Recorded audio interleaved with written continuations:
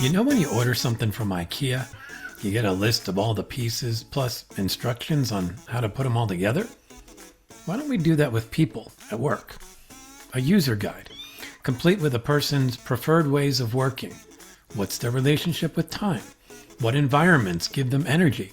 And which ones suck the life out of them? What communication methods work best? What are their superpowers? What's their kryptonite? You know who does this? Jeff Gibbard. Jeff is a speaker and coach with a mission to help leaders change the world. But we can't do that if we don't understand the folks we're leading. Good thing one of Jeff's superpowers is really seeing people. Jeff is neurodivergent, which has helped him recognize the value of each person's unique way of showing up in the world. When you create a user guide for everyone on the team, all of that comes into focus. Instead of saying, why can't they just... We say, oh, she's different than me. Cool. Then we find ways to actually work better together. Jeff wrote a book called The Lovable Leader, where he goes into all of this and a lot more. Love at work? What are you, crazy? Maybe. I think we're all holding back some of our best craziness at work, and it's keeping us from doing great things. So, what would your user guide say? Welcome to the DesuckifyWork podcast, the show where we cut through the BS and find ways to make work more fun, more human, and less ridiculous. All of which makes your business more profitable, by the way. If you enjoy this one, please like, share, rate, review, or subscribe to the podcast. Let the desuckifying begin. Here's Jeff.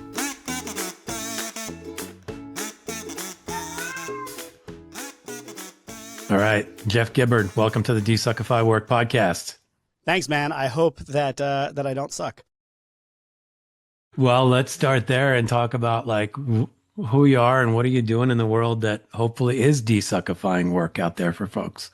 Yeah, man. I guess I would say like my whole pursuit has been to desuckify work for myself ever since I was a kid. So my dad was a funeral director, and he told me when I was a kid, find something you love to do and you'll never work a day in your life. And I think he said that because he was a funeral director, and I don't think he loved that. So I just pursued passion after passion after passion and got a rude awakening in my early career that people don't quite care if you do something that you love. And so I had a lot of bad bosses and, tried my own thing a few times, had a lot of, strings of failures. Mm-hmm. And then eventually I just got to a point, I went back to school, got a job after I, left one job for another job and then got fired from that one. I started my own company, and I never looked back after that because that was the least suck that work had ever been for me. In fact, it was awesome. Yeah. And so I've just been doing that ever since. And I try to help other people do that if they want to, whether they're someone who wants to escape and do their own thing, like those are my people. Or if they're at a company and they want to make some good trouble, like I might not be able to do that. I don't have the ability to be at a company and from the inside facilitate change, but I know others do. And I love to work with those people and help them because work should not suck. It doesn't have to. Yeah. A couple of things in there that struck me. One, the idea that it's kind of been your mission for yourself. And I think I relate to that heavily. And I think one of the reasons I do this podcast and do some of the work I do is similar. I think I just never accepted that work had to suck. Now I tended to do it within organizations mostly. So I guess I'm one of those kinds of people, although there were times where I realized I can't do it here and I'd go somewhere else and I'd give it a shot there. In some places I feel like I could make a difference and make it better for me and hopefully my team when I had teams. But I think that's a prime driver. It makes me wonder, were you sort of a sensitive kid? I don't know. I think in some ways, I definitely had sensory issues because I'm neurodivergent in a multitude of ways. I'm autistic and ADHD. So I definitely had some sensory issues there. I had some sensitivity around social issues. Like I just couldn't pick up certain things early on until I learned to mask really well. Go me. But so I think I was sensitive in that way, but I think I was also somewhat desensitized because I think, or maybe not desensitized, but insensitive, I guess, because I think to a certain extent, things didn't always register with me early on. Yeah. Okay. And I think that again, early on, my parents kind of giving me that, you can be anything you want and find something you love.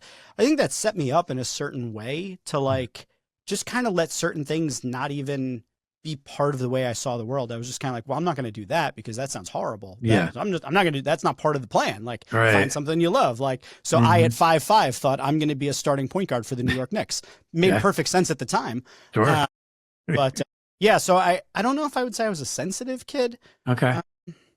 Yeah, I don't know. No, it's interesting. I mean, I think I was a sensitive kid. And what I mean by sensitive is feeling things pretty deeply. And so I wondered if it was true for you just because sometimes the dial is set into a certain frequency that it's like when things are off in a workspace, it's like you feel it in a way where some people are kind of like, that's just work, whatever, who cares? You know what I mean? So through that lens, Yeah. then let me amend my answer, because I think I've always had a very, very strong sensitivity to even, like, it sounds weird to say it even as a kid, like to injustice. Like when something just was not fair or when somebody was being left out for no reason. I was very sensitive to that because I think I had also felt left out at times. And so I have a very strong drive for people to feel enough and to feel included and to feel belonging. And I think I've had that for a very, very long time. So I was very sensitive to like when things are off. And I think I also, because I didn't relate socially to people exactly the same way, I studied people. So I was watching people constantly. And so I picked up on a lot of things, and I've learned to pick up on a lot of things with people in ways that I think if you just naturally kind of fit in, maybe you don't do that same sort of analysis. So I was constantly trying to figure out, is this person happy? Is this person sad? Is this person angry with me? Or are they just joking? And so there's like all of these layers that I had to create distinctions between these different emotional responses people were having and trying to understand where it was coming from. And, maybe part of that was just, I wanted people to understand me when I had an emotional response. So to your point, like, or the question about feeling things, I would describe all of my feelings as I intellectualize them first, and then I feel them entirely. And then when I don't feel them, I don't feel them at all. So like everything is like now or not now. So when I'm feeling something, that is literally all that is. I am consumed by the feeling of that thing. And then like 10 minutes later, maybe I'm distracted or I've worked through it or whatever, I move on to the next thing. It's as if that thing never happened. And it's as in the past as 10 years ago to me. Wow. It's like a weird thing to be terminally present. But that's because I describe it to people who don't experience the world that way. And they're like, they just don't understand what that is. But so that's how I experience things. So I guess I'm sensitive in those moments because that's all I feel. Yeah, it's really interesting. Yeah, I mean, I think the way you described your sort of pattern of feeling, intellectualizing, not feeling, it is interesting. I don't think I'm that way. I think maybe at times I can be, but at other times, like I'll find, like you talk about 10 years ago, there are things 10 years ago I still go back to, like, and I'm like, I still feel bad about that thing, or I still feel slighted, or I still feel like, oh, I was dumb there, or whatever. Right. So I think what this opens up is just like how varied the emotional journey can be for people, and that switching between intellectualizing and emotions, I think is an interesting space to acknowledge, particularly at work, because by and large, work has been treated as an intellectual space. It is not a space where feelings are all that welcome, especially if those feelings show up in a slightly different way than the sort of norm, somewhere in the 30% this way and 30% that way. Like, okay, I can handle that. But outside of that, and you mentioned, being neurodivergent, and I know you work with a lot of folks in that world. Like, how does that show up in the workspace for you or for others that you work with when you're bumping up against sort of a cultural expectation of how you should show up and you just don't? There's so much juicy stuff to get into here. So thank you for opening the door on this, TJ. Okay, so I'm going to just collect my thoughts for a second here because there's a bunch here. Okay. So work being treated as an intellectual exercise. I wholeheartedly agree with that. And I would yes and to that of yes, and it's a very particular perspective of what intellectualizing an environment would be. It is rational within a certain frame of rationality. And when we talk about, feeling, I would also say not only are feelings not allowed, like check your feelings at the door, but also check your perspective at the door. Your experience growing up or living your life or previous, not welcome here. What we care about is come here. This is your job description. Do the job description. That's what you're here to do. And if I could point to just kind of any description of a thing that is wrong in work, it is exactly that, is to treat us as these replaceable parts fulfilling a job description rather than multi-dimensional, multifaceted individuals with talents, with weaknesses, with strengths, with triggers. And all of these things are who we are. And the thing is that even though that standard that we're all trying to adhere to, some people fit in more easily to it.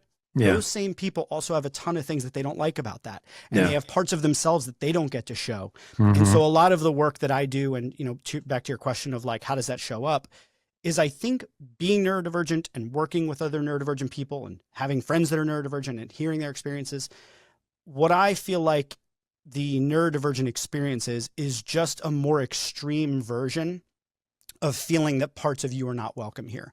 And I think what we should be after is creating that work experience where everyone is able to show up as their whole selves and bring their whole selves to it kind of openly and honestly. And so I think the challenge that neurodivergent people often have is that because we are wired differently, it's more difficult to fit into those standards. Whereas if you are wired in a way where it's easier to fit into it, maybe you don't think it's as big of a deal. The example we give in one of the workshops we do is, you know, just about every office. And I saw this, I swiped this from somebody on TikTok and I forget her name, but it was a great example, but it sticks with me and I love it. So in every office, you have a little office nook. Typically it's got like copiers and staplers and a pair of scissors, right? And somebody might come up to you and, you know, your head of your office manager or whatever, and they say, hey, I can't use these scissors. And they're like, why? The scissors work just fine. It's like, well, it's because I'm left-handed. Well, they work just fine for me. But that's not how that works. Just because they work fine for you and you're right-handed doesn't mean they're going to work fine for someone who's left-handed. And if you ever tried to use left-handed scissors as a righty or vice versa, you know, it's like, it's impossible. And so I think that's a lot of what's happening in environments, and neurodivergent people are just, they stick out the most, whereas other people kind of muscle their way through it, right? Like maybe you're neurotypical and you're not a morning person, but you can manage it a little easier. But if you're not a morning person and you're neurodivergent, you have executive functioning issues and any number of other things, it's just a compounding problem. So it makes it harder. Whereas that other person is just miserable and they just pound coffee to get through it. So that's kind of where I think a lot of the issues stem from. A few interesting things. I mean, the left-handed thing with the scissors is great. I mean, I think it's just an easy way to make that stick. You know, I think, you know, the topic of neurodivergence is interesting because it's sort of, for lack of a better term, having a moment. Sense that it's become much more prevalent. Places like TikTok and stuff like that, I think, are contributing to its moment. But I also feel like there's good in that, but then there's confusion in that because there's lots of different info. You know, sometimes it's like everything becomes neurodivergent, right? Like I see like, hey, if you like to look at the stars at night, you're neurodivergent. And I'm like, well, I'm not sure that's true. I mean, maybe there's a propensity, maybe, but like, so how do you find a way to get some clarity around a topic like this? And like, what helped you sort of realize where you fell in this space? And then how do you help people have like useful conversations around it that can then help them thrive in the world as opposed to just being like overwhelmed and confused? Yeah. And you're right. It's totally having a moment. It had a different kind of moment like 6 years ago, I would say. Like in the last decade, it's definitely had several moments, right? So the previous moment was there's neurodivergence. It's so much more, you know, widely known about. The criteria for autism diagnosis changed. So, you know, number of people who are diagnosed with autism spectrum disorder level 1, et cetera, it grew. And so there was a bigger conversation around it. You know, you've got TikTok, to your point, people talking about it.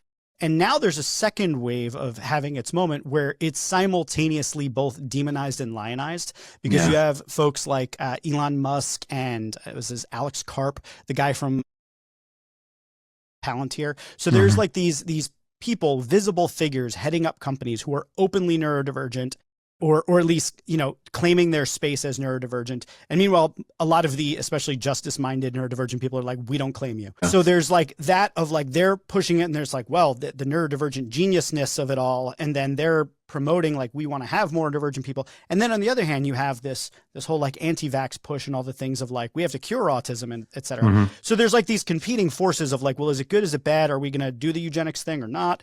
Yeah. And it's a weird moment. I guess what I would say back to your question, though, is like, well, how do you manage this space where we're now having the conversations?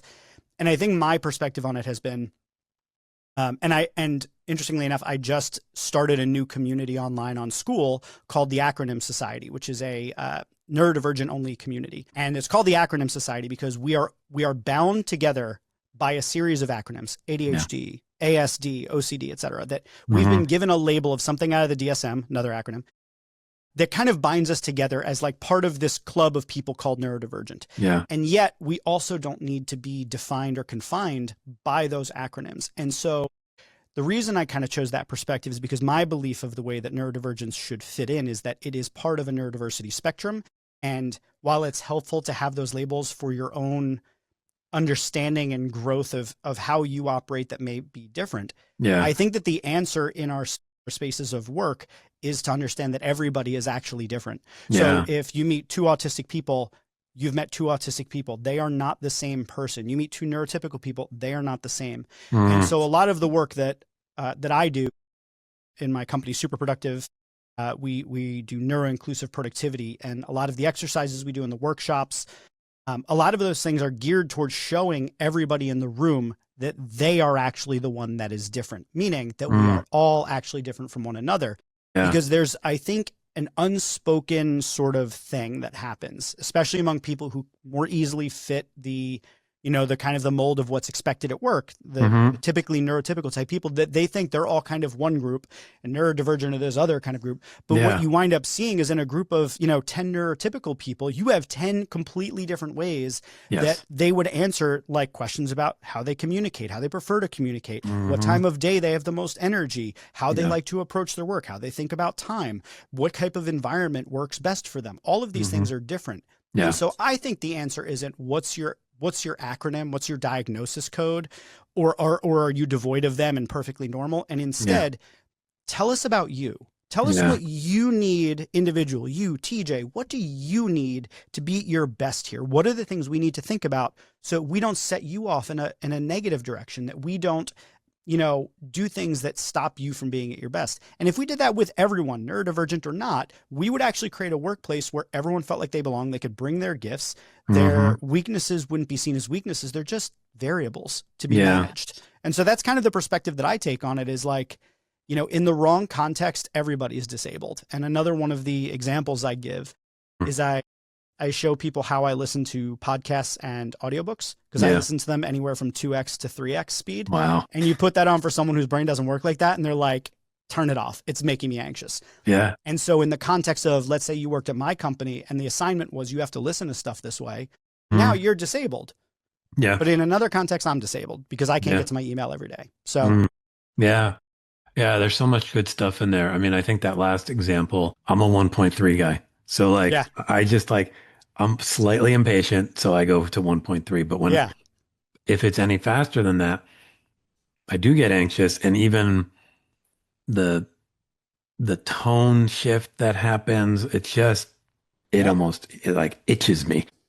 So, and I get like, for you, it's almost the opposite, right? If you listen at 1.3, you'd be like, oh my God. 1.0 makes me want to scream and run around the room. Like it's intolerable. 1.3, I could, like, if I was in a car with you, I'd be like, I'll do it for you, TJ, but like, but it's uncomfortable. But I don't love it. And I think that's such an interesting perspective. And even the idea of like disability is context dependent, right? Because like, I've been in workplaces where some of the norms were just that way for me. They felt like, someone was inside of my brain and just scratching at it the whole time. It was just, I just felt off. And then I've been in other places where it's like, maybe not perfect, but like, I can exist here. And I don't know if I would fall on any scale of anything. I've never been formally tested in anything. So it's possible there are some neurodivergence things going on for me, but it's certainly not formally diagnosed. But I think the point about the individualization of this is really helpful too, because, personally, I've never fully felt like I fit in anywhere. And so then if you sort of put a label like neurotypical on me and that sort of says, well, you should fit in anywhere, I'd be like, well, then why don't I? Yeah. Right? And I think again, some of that is just I'm a sensitive person, so I'm like tuned into the differences sometimes.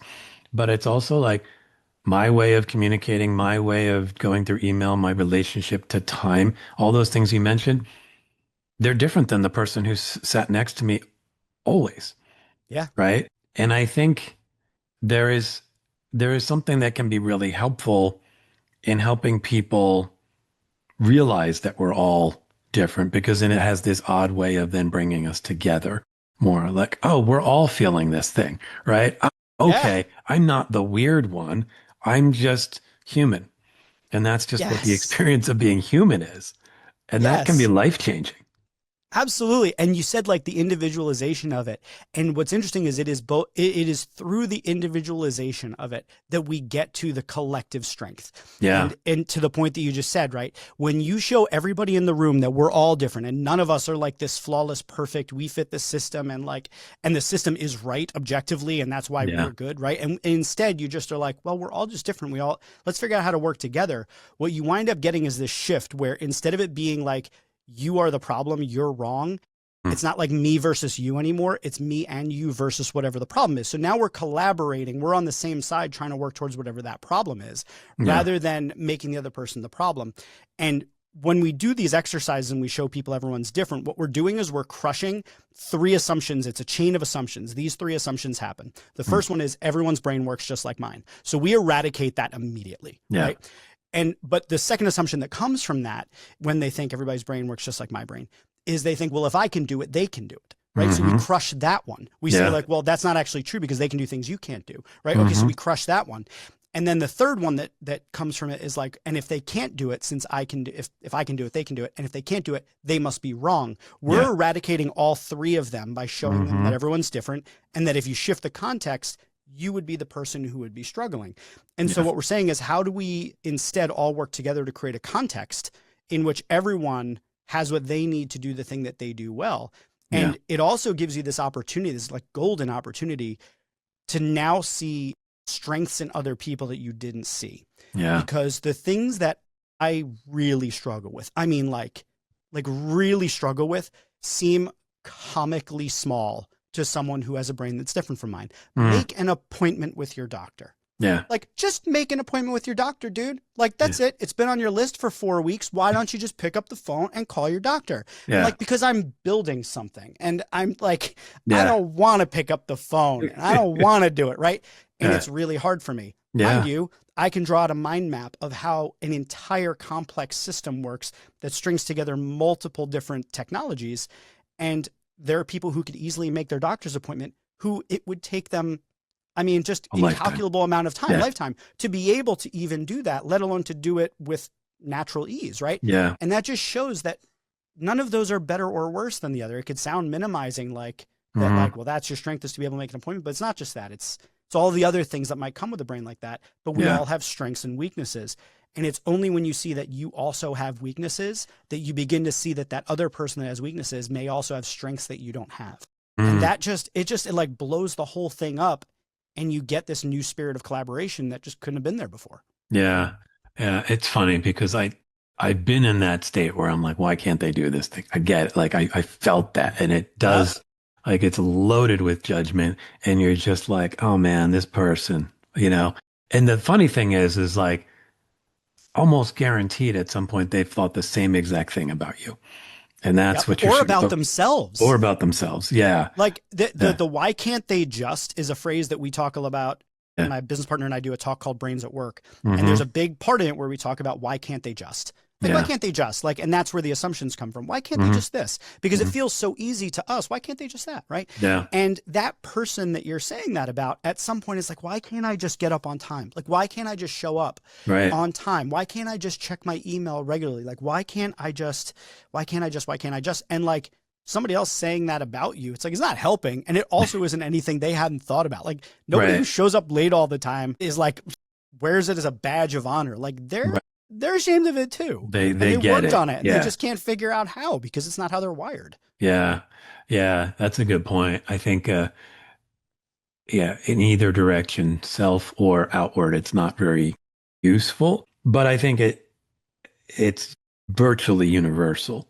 There are Oh, things absolutely. where we wonder, why can't I do this? And there guaranteed are people pointing at us at some point and going, why can't he just do the thing? I mean, it happens in relationships where like you have different sort of operating systems, right? And both of you wonder, well, why can't they just do the thing like I do it or Yeah. whatever? So how do you sort of find a way to work through this, right? If this is the truth that we're Mhm. all sort of going, why can't they just, what starts to open it up in a way where people can really see that we've all got something different going on and that it's worthwhile learning that, understanding that, and then figuring out how to use that to our benefit as a collective, as a team, as a company, as a whatever. Yeah, 100%. And let me just for the record say, I may teach this stuff. I may guide people through workshops and like, I do all the things I do to try and you've heard this. If you've been listening, you've heard this whole time. You talking about what I'm talking about. We've been talking this whole time. Like you get Yeah. where I'm coming from. I still do it. I still like get frustrated with people. Like, why can't you just see how this thing works? I just Yeah. built it. It's so cool. It's so easy. Why don't you just, and it's natural to your point, because when something comes easily to you or naturally to you and somebody else can't do it, it's hard to understand it. And so I will tell you how I do it. And I will tell you how my business partner does it. Okay. And it's the same thing that we teach because it is exactly how we have been able to stay in business, to be successful as a business, and to not kill each other because we are so different. So we have a framework that we teach called CARE. It's 4 steps acronym. I'll go through it real quick and then we can talk about any part of it. Yeah. So C is consider. Consider that just because something is different doesn't mean it's wrong. Mhm. So that's the first thing. You got to like interrupt your stuff. Like Mhm. they didn't get it. Okay. Different, not wrong. Step 2, A, ask. Help me understand. Yeah. Help me understand what I don't understand about why it's not clicking for you or whatever, right? Yeah. R, respond. So the next thing is you're going to respond with the perspective of it's not me versus you, it's me and you versus the problem, right? So like, I'm not mad at you. I'm not upset with you. I want to work with you to try and figure out how we fix this, right? Mm. Respond, right? And then E is empower. And that's by removing the obstacles. So whatever you've heard in those first 3 steps, it's your job then to move that stuff out of the way so that you two can be on the same page. And so we literally will follow this. Like we will be in a meeting with one another and you can see in one of us, we're like, that's different. Yeah. Help me understand what's going on. Like you can literally see us have the moment where we follow our framework and we teach it, we use it. And it's still like, this is second nature to me. Yeah. To think about that, but it's not second nature for me to always do it. So I still have to deliberately call up in my mind the acronym and walk through it sometimes. Yeah. Because it would be like, I'm not going to pretend that like, oh, this is all neurotypical people's fault. They're just discriminating against me, the neurodivergent person. No. I'm like the worst sometimes because I don't understand why you don't understand it. Right. Like I did the work. And I have to interrupt myself in the same way that I'm hoping that others will interrupt themselves. Yeah. If we all did that, we might get to a part where we understand a little bit more of one another rather than just judging. Yeah. I like the acronym. I feel like the first part is the hardest part. Yeah. Because, it's kind of like, I mean, you work with people, you coach people. That's what I do as well. And like, sometimes you can have the aha moment. You can be very aware, and then somebody comes back 2 weeks later and they're like, yeah, I still did all the same things. I didn't change anything. Right. It's like, so there is something that tends to want to block us from that mental interruption of the C part of it. Right. To just sort of, even notice that there's something to notice. Right. Yeah. What? I think that's why it's so important. As a simple idea is just remember that just because it's different doesn't mean it's wrong. And like you could jump right into the help me understand, but I think it's a necessary first step to remind yourself of that really big, like meta principle of like different doesn't mean wrong, because what's happening in that moment is you're like, that person's wrong because again, their brain works just like mine. If I can do it, they should be able to do it. And if they can't do it, they're wrong. Right. Yeah. So that's the assumption track that plays out. So then you interrupt it with just because it's different, not wrong. And then you take it in that new direction of like, well, help me understand. we're going to work on this together. And then you do what you can to move it out of the way. It's hard. Yeah. But it's, and on the coaching bit, you know, it's interesting on the coaching bit, I actually never mind when somebody doesn't get something, because to me, like, I take such great joy in helping people. And when they don't get it, I don't look at them and think like they did something. I look at myself and I'm like, oh my God, I'm the worst coach. I can't believe I didn't fix them in one session. Right. So I look for the opportunity to, like, you know, how do I go back and try this a different way and like expand my toolkit and whatever. Get creative. But when I build something or I do something and I like present it to you, like, and I like put it at your feet and I'm like, see the thing I did? See the thing I did? And someone's like, I don't get it. That's the part where I like lose my mind. Yeah. Yeah. And I get both of those. I think for me as a coach, sometimes it takes some work to get over the I suck as a coach. They didn't land where I was hoping they would land. To your point, you can't just stay in that. You have to go, okay, well, what else can we try? And to your points all along the way here, some of that is about understanding, you know, how people operate and what might work for them. And the thing we might think works for them just isn't their thing. Right. So the better we understand people, the better we kind of really get a sense of, you know, how their brain works and how their sort of emotional operating system works, the better off we have a chance of connecting those dots. And then on the other side, I built a thing. I mean, I spent most of my career in advertising. So I worked on the creative team. We would come up with ideas, and you'd show an idea and you were convinced it was brilliant, you know, you and your partner at work. And then somebody would be like, I don't feel it. I don't get it, or whatever. And you would be maddening because it's like literally the greatest thing ever. Like you cracked, like you solved, like, you know, whatever, string theory. I don't know, whatever the thing, like you did that thing and you had your, you know, your beautiful mind moment, you know, and you can't believe it. And like, there's so much emotion in that, right? There is this, you know, I think anyone who builds things, part of the process we're maybe doing in that is like we're putting a piece of ourselves into the world. And so when it's not immediately accepted, it's like, oh, well, then you just don't accept me and my whole life is pointless in this moment. Damn it. 100%. Right? I feel that. Yeah, 100%. Why would you just break my heart like that when I gave it to you so lovingly? Yeah, seriously. Like it feels cruel almost. And so, but that's a reality. Like a lot of people will show up that way in some variation, right? And so how do you create work environments where, one, that reaction is normalized enough so that people go, some people, when you say, I don't like your idea, it's going to really hit them. And maybe not just some people, but Jeff and TJ and, you know, Susan and Kim, like really know, like certain people respond that way. And that's not a bad thing. That's who they are, how they operate. And then how do we figure out, okay, if I know that about you, what can I do to create a better moment when you share that idea and I don't understand it, right? Because that's ultimately the work of culture to me. And like how do you make those connections work better when maybe our intuitive way to make them work is not going to work? Oh my God, dude, this is like a whole podcast unto itself. One topic, right? Yeah. There's a couple things here. Let me start with the, I guess, the lowest hanging fruit. This is probably like the simple, most actionable version. And then I'll kind of expand a little bit into, I guess, more like a meta concept here. But I think one thing that is profoundly underutilized at work is consent. And what I mean by that is, hey, I'd like to give you some feedback on this piece of work. Some of it's going to be criticism, and I know that can be uncomfortable. Is now a good time for that, or should we schedule a time later where you're ready for that? Yeah. You're giving the person the opportunity to emotionally ready themselves for it. Because to your point, like when we build something and we present it, we're in a fragile state at that moment. We are vulnerable. We are open. We're like, behold my creation that I have poured my soul into. Yeah. Do you love it? Do you love it so much? And in that moment, if they're like, that is utter crap, we are not ready for that. No. But if someone were like, hey, it's great that you did this.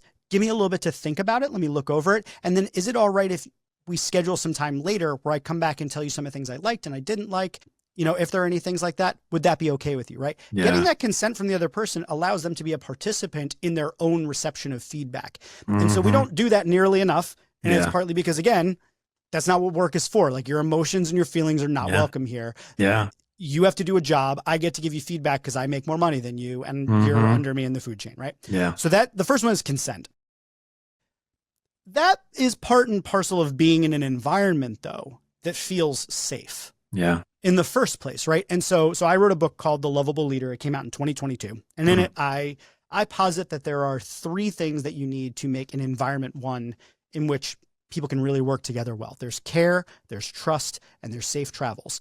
And what I mean by this is care is you genuinely feel that you are cared about as a person, and there's lots of ways to do that. Trust, obviously the ability to give and receive feedback and to know that that person is not going to take what you say and then use it against you later. Yeah. And then safety, same thing, that like, if you're going to set big, ambitious goals for a team, if they're going to ask you to do a big, ambitious ad campaign, if you then come back and they squash it, how ambitious are you going to be next time? So you have to create that safety on the way to the goals, right? Yeah. So if you have an environment in which it's understood that the people that you're about to show your creation to care about you, you trust them, you know that their intentions are, and you feel safe to be able to do that. And then if you were to add in the factor of consent, great. And then go back 10 minutes in our conversation, and instead now you have an understanding of how each person works. You know, we do work called a user guide where everyone puts together like their own instruction manual and they share it.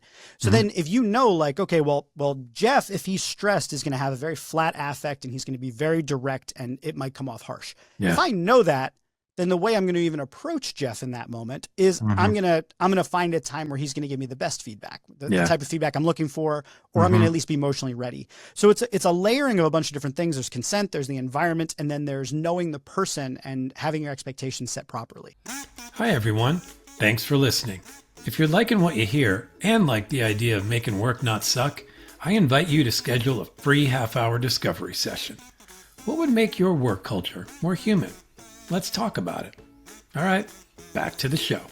Yeah. Oh man, there's so much good in there. I mean, the idea of consent, it's funny because my first reaction was like almost shock. Like, what are you talking about? Like asking for like consent in those situations. But it's like, it just makes sense. Like it's clearly going to lead to better communication.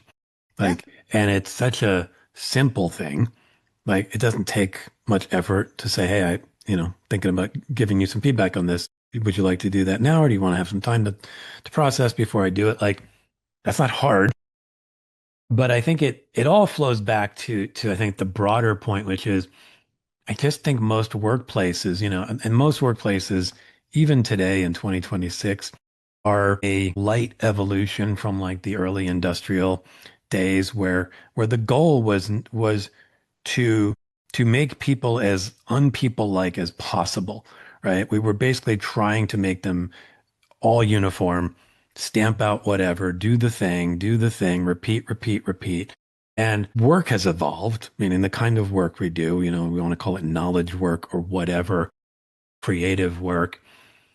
Like, it's clearly different than stamping out some product on an assembly line. I'd argue you still should have been treated like a human back then, but it might I would agree with you. It might be a different process of that. But we really haven't evolved work. Like the whole like no emotions allowed, I think comes from that whole space. Like, we need to optimize, we need to be efficient and blah, blah, blah. I'm like, I get it. We want to make money. Like, of course, who doesn't? But all of those things lead to these kinds of behaviors where we just dump on each other and we treat each other like we just wouldn't otherwise, right? We think that we step into this magical realm of work and I now have permission to operate in the least human way possible, especially if I have a title that gives me power to say, that sucked. I don't like it. Do it again, but be extra creative this time, right? Yeah. It's like what? So, that whole thing is just wild to me. And I think, it almost feels when you try to talk about being more human at work, people look at it like, oh, that's cute. Like, and I'm like, well, do you want the best or not? Someone on my show recently said something like, most of the products that we're using today are nowhere near the best they could be because we're not giving people the room to do the best work they can do.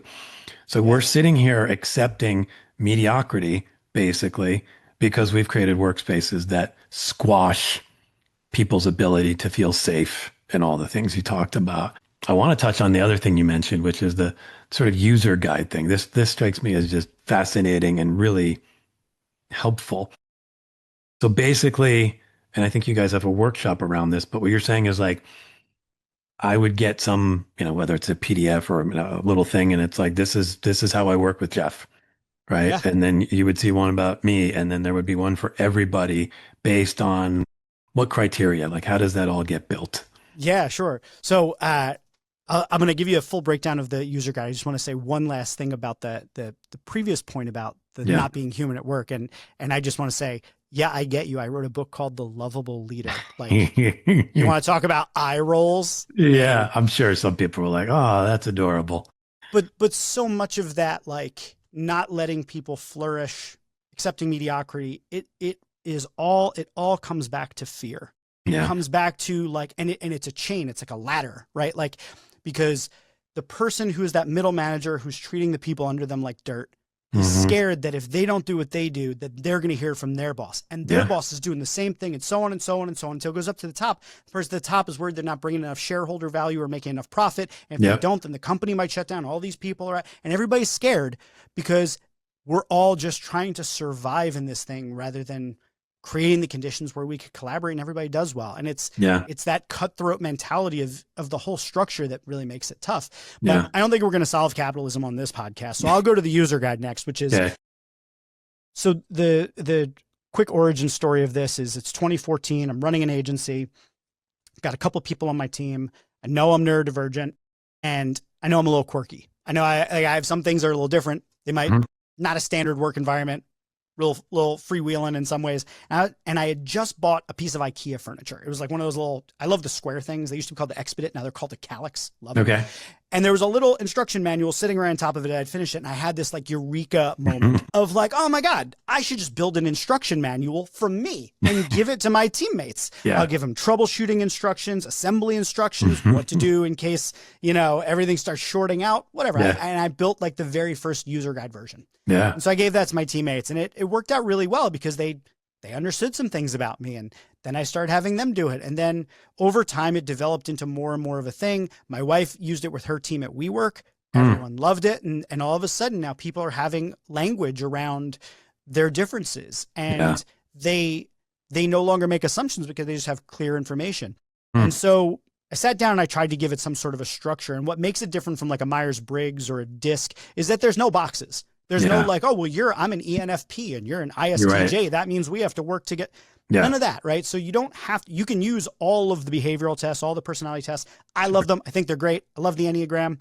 You can use all of them, but the key is the instruction manual is for you to put together so that people know what they need to know. Because you can use them in your relationships. Like we do them for like couples. So that they can like know how to communicate, but you tell people what they need to know about you at work. And we've boiled down that there are 4 primary categories that you should kind of explore, but you can do whatever you want within those categories. So here are the 4 categories.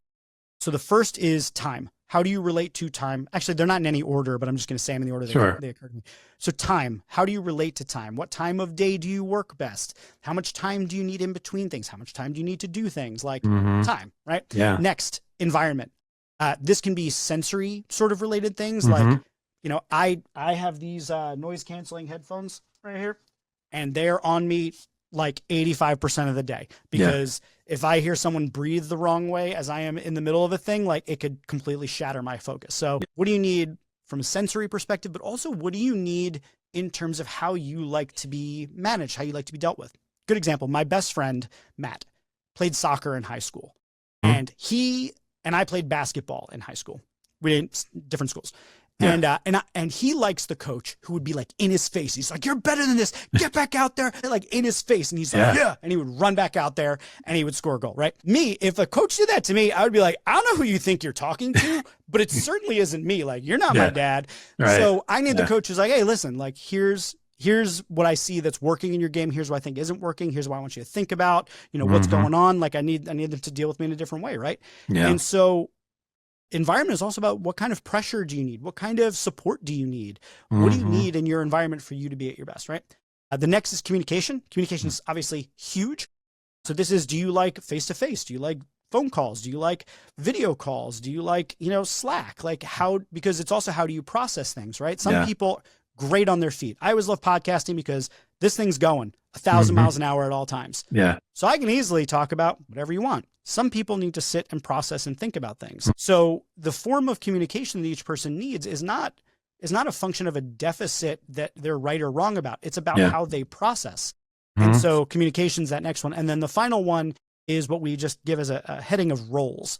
And that includes things like, what are your superpowers and what is your kryptonite? What is your rocket fuel? Like the thing that just, you give me that, I'm going to love it. I'm just going to blast off. It's going to be incredible. And what are your triggers? What's the thing that, you do that, you might ruin the whole day with this person, right? Yeah. What sort of tasks are you best suited to do? What are the things that you really struggle with? So you're really looking at like, what is the ideal role? And that's not a job title. Yeah. That's just like, if you look at me as a person, I'm designed to be good at these things. So if you give me these things that are on my kryptonite and triggers list, don't expect that I'm going to do them well. I'm telling you up front, I will not be good at those, right? And so those are the kind of categories. And then we have people share and they talk about it. And the way that we go through the process of building these user guides together, we have people talk things out and you see the moments where everyone's like, oh, I'm like that. Oh, I'm not like that at all. And it becomes this like really cool thing. Yeah. And then as far as what happens next from that, you could do as a PDF, but this has changed over the last 6 years. Now we just build an AI system. And what we do is we feed all of the user guides into the AI system. And then you can go and talk to the Oracle. Hey, Oracle, I have a meeting coming up with TJ. He just pulled off 3 really ambitious creative campaigns. And I know that sometimes he takes the feedback for creative campaigns really, really difficult. Yeah. So how should I approach this meeting? Maybe how should I schedule it? And it will then look at your user guide and it knows you are a morning person, right? Like you pop right up and you're ready for it. But if I hit you right after lunch, you are a grouchy person, right? So it's going to tell me, hey, you might want to schedule this meeting in the morning. TJ also likes to have some prep beforehand. He likes to think things over so that he's not caught off guard. So maybe send him some key points beforehand the night before so that he knows. And what it'll do is it'll just allow you to kind of navigate all these different situations based upon the data that's in someone's instruction manual. Just like if your camera breaks, you just go onto Gemini and you're like, hey, at my EX27, whatever. Yeah. Like it's doing this. What do I do? And it tells you, it looks in the instruction manual. That's fantastic. I love bringing AI into it. I mean, what a great use of AI, and just the concept in general, I think is so good. I think coming all the way back to some of the earlier points, we just think everybody should work like we do. And so you open that door immediately with a workshop like this. And then when you implement it at that sort of scale, it feels like it can just change everything, right? I'm just not walking around with a bag of assumptions anymore, right? I can actually, get the support I need. And it doesn't mean that it's going to be perfect and that we're all just going to have kumbaya moments. Yeah. But it gives you the best chance, right? It gives you a chance to like have that meeting with me and not just like hit me after lunch with, here are 5 reasons why I hate your ideas, TJ. And you're like, and you might be like your friend Matt, where he'd be like, that's what I need. I need to know like you sucked in these 5 ways and you could be better and damn it, go out there again. But, you got some of the things right. I am very sort of sensitive on the feedback. So definitely don't hit me like your friend Matt would want. I'm definitely not a morning person. So I'm actually probably quite good after lunch. But all of those things, like, again, we just think, we're not either not thinking about them, or if we're trying to tailor it all, it's to our own understanding, not what we know. It's what we want, not what the other person wants. And like, the whole golden rule, like do unto others. The platinum rule is like treat others how they want to be treated. Yeah, I love not that. how you want to be treated. It's treat them how they want to be treated. Yeah. I think we so rarely think about trying to frame things in terms of the way the other person wants. And going back to the comment I made earlier about fear, I think one of our human reactions to fear is to try and control things. And I think so much of what you were saying is, this is about people trying to control outcomes, control however the people behave. And what do they try to control it to? The thing that they feel comfortable with. Like, you're not going to try and control people to do something you don't understand or that operates. You're going to try and make them do it the way you do it. Yeah. And that it isn't necessarily going to work. And what's interesting is that the user guide sessions feels like I feel like it's a good name. We've pressure tested that a little bit. It feels like, oh, that's interesting. Tell me more about it. Yeah. We tell people, but like some of the early names that I came up with for it, neurodivergent person as me, just were like not marketable, right? So I was like radical autonomy. Mm. Companies are like, whoa, no, we're not doing that. Don't bring that Now, over here. I was No. like uncontrollable. The secret. Oh no, don't do that. That's bad. It's a bad Right. idea. Yeah. Yeah. Oh my God, that's funny. Yeah, but But the I devil's get it advocates because come right out. They're like, well, then everybody's just going to say like, you ask for consent. They're going to say like, well, I don't want to ever talk about it. It's like, well, to your point, like it's never going to be perfect, but you get the opportunity to actually just do it at, on better terms. And to your point about if like someone approached you like, the coach, the way my friend Matt likes it, I think people fail to realize how a single rift can ruin a relationship. Like, you don't know how people hold grudges. yeah, I get over them, but some people, they're like, oh, no. In fourth grade, that person, yeah, and they'll just hold it for their whole life. absolutely. And so you do it wrong the first time when you could have just taken a little bit of time and done it better. Like you could have a great relationship. Now you're losing someone who's a key member. Yeah, yeah. No, it's all true. I think so much good stuff in there. I think the other thing that strikes me as interesting, and it's a thought I've been rolling around lately, which is, the fear thing. And I think about, when it leads from fear, they are prioritizing their own safety over the safety of their team, right? I feel safe if we do it my way. And so therefore you must all do it my way. And if you don't, there's hell to pay, right? That is you sort of managing your own fear in that instance. And I think, back to your book, The Lovable Leader, I think, they always say the opposite of fear is love, right? And it sounds so woo or mushy to say like we should have more love at work, but damn it, we should, right? Yeah. Like if we lead from love, like then we're not leading from fear. We're leading from a place of curiosity and invitation and consent and willingness to question our own biases and willingness to go, okay, they're not wrong. Okay. Now let me get curious and ask a question, help me understand, and then let's figure it out. Let's attack the problem, not each other. Like there's so much that flows from that, but it just feels like 99% of workplaces, if you even speak that idea, it's like, ew, that's gross. Like, Yeah. what do you do? Like, don't you dare talk about bringing love, but like, why not? I mean, one of the things that occurs to me is I think we have a real need to feel important. And Yeah. so I think we tend as a people, as society, as humans, right? Like we tend to put a lot of importance on what we do, even if what we do is not in the scheme of things that important, right? Like Yeah. you work for a company that makes like plastic little tchotchkes, right? Like, and that's the whole company, right? And Mhm. like you're like, we have to get the orders out or like Yeah. we make it such a big deal. It's like, but in the scheme of things, like what actually matters, like spending time with the people we love, being healthy, caring for our planet. And like, again, this could all sound like really like fuzzy and woo, but it's like, Yeah. no, I'm sorry. The more important thing is making more plastic tchotchkes. Like Right. let's have a sense of balance here. Like it doesn't have Yeah. to be like we all go live in the woods and like hold hands and like eat berries. Like Right. cool once in a while for a vacation, but like probably not For how I want to live. perspective. I'm a city dude. Yeah. But like there's some middle ground where we don't have to keep pushing to like make everything we do at work feel like it's the most important thing in the world. It's just not. Like Yeah. I love spending time with my wife and kids more than literally anything else I do. Right. Yeah. No, it's a good thing. I think, just creating room for some perspective, like taking a deep breath once in a while and going like, yeah, okay, maybe I'm a little overzealous in this moment. Maybe like all those tchotchkes, like if we produce 1,000 less today, the world will not, implode. And it's tough because people will catastrophize and go, well, if I let that happen today, then every day is going to get worse and worse and worse, and then we're not going to produce anything. We're going to go out of business. And it's like you're smarter than that. Like if you just really step back and like you're capable of, having a little flexibility in the way you work, like and knowing like some days it's okay to like slow down a little bit, and then maybe tomorrow we're going to go gangbusters, and that's okay because we're going to feel more joy in that because we slowed down today.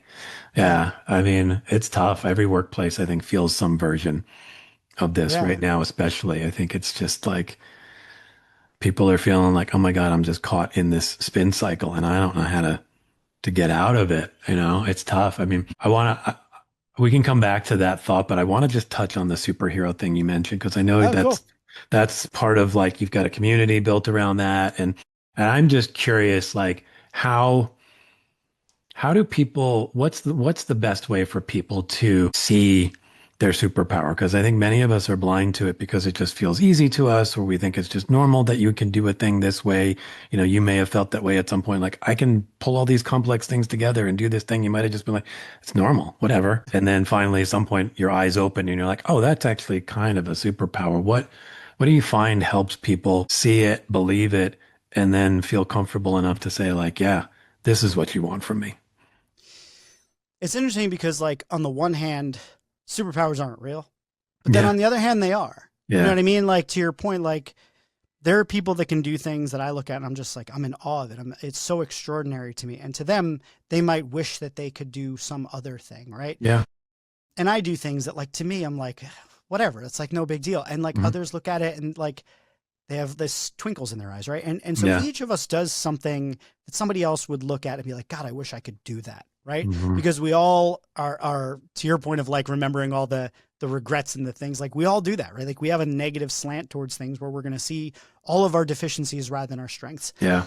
And so there's kind of two things that I tend to focus on when I talk to someone about finding their superpowers. One is kind of what you said. What's something you do that other people are like, wow, that's amazing, that you think is pretty ordinary? Like, Mhm. just at least acknowledge that that's awesome that you can do that thing. It might not feel extraordinary to you, but Yeah. it is actually a superpower to others. And then if we want to get deeper, which is my interest, is like, what do you actually really care about? I would look at it as when you talk to someone, you find out what they really care about. Like what's Mhm. like deep inside of them, like their thing, right? Typically, if you follow that thread back, what you'll find is something happened to them. Something Mhm. happened to them that was traumatic, that was sad, that was difficult. And they grew in some way to meet the moment, to overcome it, to protect themselves. There's an Mhm. expression, we become the people that would have protected us as children. Yeah. And I think so many of our superpowers, what they are is they're just an adaptation Mhm. to struggle and trauma. Yeah. And so if you can find out what someone cares about, you can typically find out an ability that they developed at some point in their life that they may not even know that they have, that once they learn that they have it, they can actually use it to protect others from that thing that they went through. And Mhm. so I look at some of the strengths that I have, and when I look at them, all I see is the horrible stuff that they came from. Yeah. The communication, like I am a very good communicator in general. I speak very well. I write a lot. Yeah. I help people write emails that really land. And so that's the thing I do well. Why do I do it well? Because I spent a lifetime feeling misunderstood, because Mhm. I spent so much time qualifying everything that I said so that I wouldn't get made fun of, or that I wouldn't be, misunderstood and taken a certain way and get in trouble. Yeah. So, and I never wanted anyone to feel badly the way that I would be made to feel badly at some point. So I developed, out of the trauma of miscommunication and misunderstandings, a hyper awareness of how each word might sound to someone, Mhm. how tone shift things, how, every element of it, right? That Yeah. came from a horrible, horrible set of things that have happened. Yeah. My desire to make sure that I do important things with my time, that I do things that serve people and serve humanity and help people do it themselves. That comes from the fact that my dad was a funeral director and my mom almost died on my last day of high school. I had two things that were influences in me that were like, hey, life is short. You never Yeah. know how much time you got. So if you're going to do something, right? Yeah. That's Mhm. not like a happy, joyful story of like, oh, we can all make something of our lives. Is like, no, it's kind of from fear. It's kind of Yeah. from something pretty dark. But Yeah. I think in all of us, there's that. There's this Oh, thing yeah. that we have something happen to us, and we develop an ability and it starts to become second nature to us. And then we take it for granted and we look at all the other deficits we have and try to get better in our weaknesses. And we neglect this amazing ability that we had, that we used to survive, that Yeah. we can then use to help others, Mhm. get them to not even have to go through that. Yeah. So that's Mhm. where I look. Yeah. I like that. I like the sort of going that layer deeper to uncover the deeper part of it, because I think it's not just like what are we good at, although that's part of it, but it's like what is the thing that has that emotional gunk in it that supercharges it for Yeah. us, that makes it not just something we've put a lot of time and effort into, but something that deeply matters to Yeah. us, and I think that that's not always obvious. Yeah. So I think the fact that you're helping people uncover that is beautiful. And I think, it's something I try to do with folks. I mean, I probably come at it differently, but I think in general, the more we can help people feel good about the things that they maybe aren't feeling good about, and feel more confident in that, the better workplaces will be, the better life will be, the better relationships will be. So I love all that. Before we start wrapping up here, I want to touch on one thing. You mentioned your work partner, and I believe you're talking about Sarah. And Sarah was on this show a while back. Oh, she was. That's Sarah right. O'Hannison. Yeah. And one of the things you guys do together, I just want to explore this for a little bit. I think you guys work with like Asana and like project management kind of tools. And I'm very intrigued by this because, and this may just be my user guide speaking, but I kind of hate those tools. Like, as soon as somebody says, "Oh, we've got a new project management system," I'm like, "Oh no." I'm just barely like able to tolerate the one that's here now. And I found my way to like work with it that's barely compliant, but it kind of works for me. Ooh, what do you use? Just I need to know. I've used all kinds of things. I don't use anything personally because Okay. I have this resistance in Okay. it. I But thought you like, said you had found one that you're like, okay, I'll no, muddle through. I'll keep I would this say in. of all the ones that worked best for me, Basecamp was probably the one I could kind of settle into the most. Okay. But like, there was like one like Reich or something like that that literally like broke my brain every day. And again, that's just me. It's not like Reich is bad, but for me, it's bad. But in general, I'm resistant to those things. And I know folks who came from like the creative world and advertising, a lot of us were resistant to those things because it feels like you're putting me in a box. So how do you, especially you're coming from this perspective of there's the neurodivergence piece, how do you help people connect to a tool like that when there can be a lot of resistance? Like what even is this thing and what it doesn't jibe with me? Every single tool will be met with resistance. Adoption is the hardest part of any of these. Yeah. And so one of the reasons why my partner and I chose Asana, aside from the fact that like we know how to use it inside and out, is that so we take, like I mentioned, a neuro-inclusive approach to productivity. So any tool that we look at, we're looking at it not just from like press here, this does what is this called, et cetera, is we're looking for how adaptable is it to the number of different ways people might need to see work and how easily can it do that. And so we really like Asana because it's very adaptable to different ways that people need to work. And what I mean by adaptable is not just like separate spaces that I'm talking in like a cross collaboration kind of standpoint. And so how do you get people to adopt? I think one is you have to meet people where this is the big, I think, no that people do wrong is like, they're like, we have a new tool. You're going to use it. Here's how it works. Use it. Right. Yeah. Instead, you have to meet people where they are and ask them, how do you work? Yeah. How do you need to see information? Because the best project management tool is the worst project management tool if it's configured for a way that you don't work. Right? Yeah. I know people that crush their work with a spreadsheet. If you told me to manage my work with a spreadsheet, I would convince my family that we need to move to Denmark and I'm going to sell ice cream. Like I'm done with work. I will not do it. Right. Because to me, that's just horrific. Yeah. By contrast, the way that I like to work is like, I need to see like, what are the 3 things I have to do today? Just show me just those 3 things, right? Show me anything else like catastrophe in my brain. Yeah. And if you showed the way I work to Sarah, it breaks her down. She can't deal with it. It's not enough information. She needs to know everything that's happening. She needs to see all of it. Whereas to me, that's too much, right? So I think the point is you have to meet people where they are, understand how they work. And then you try to not convince them, but you try to remove the barriers to adoption by configuring it to work in the way that they want to work. Do you like notifications or not? Great. Do you need to see a lot of things or little things? Do you work more on priority or due date? There are systems that I absolutely hate. Like you said you didn't like, which is Reich, right? Reich. So Reich is kind of like I would call it like a rigid Asana. Like if Asana wasn't flexible and like, it would be Reich. Yeah. But Monday to me is the one that like, I can't do it, man. I can't. I look at it and it makes me angry. Yeah. And I get that like there's, and like, I know how to use it inside and out, mind you. Like we're Monday partners as well. I just don't particularly like it. Yeah. But that doesn't concern my client. That me not liking it is irrelevant to them. They want me to set it up for them to work the way that they do. So I have to talk to them. I have to ask them questions. I have to learn how I can take this tool and manipulate it to make it work the way that they need.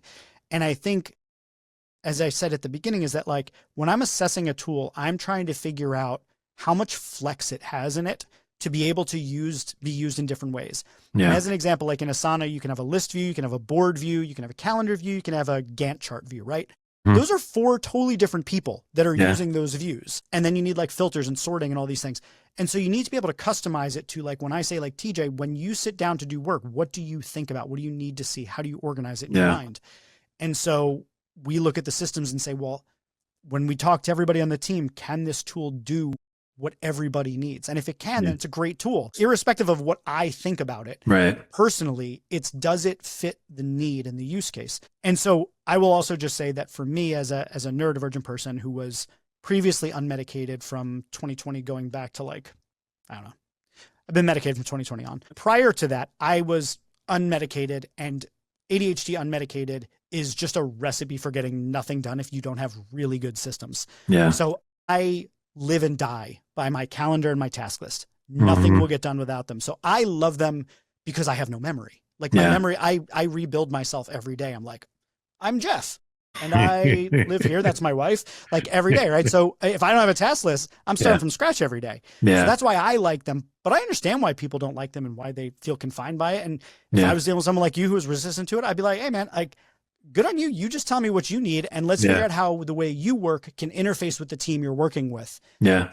You know, right now, our team, we have 3 different tools that we use to manage our tasks, and I've built a system to sync between them so that each of us can work in our unique tool.